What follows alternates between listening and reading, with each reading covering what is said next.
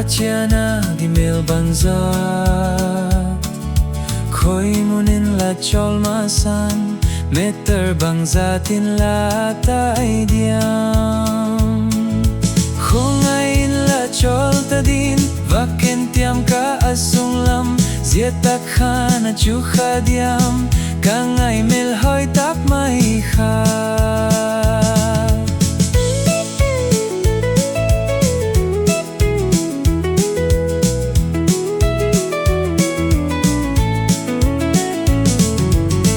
Dear bus conductor, Latiana di mel bangzat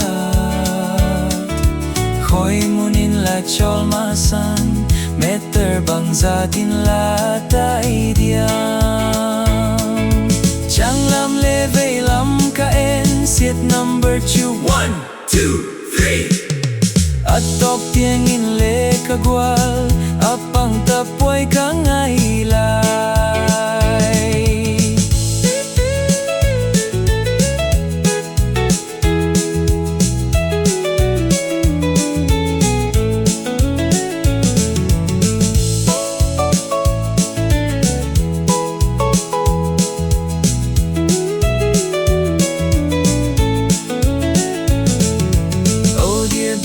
Conductor, Latiana di mel bangzat Khoi munin la chol masan Meter bangzatin la tai diam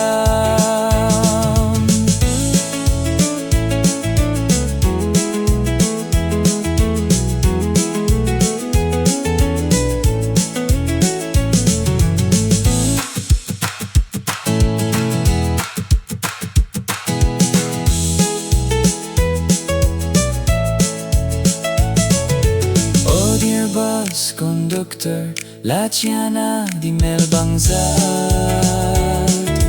Khoi munin la chol masan Meter bangzatin la tai diam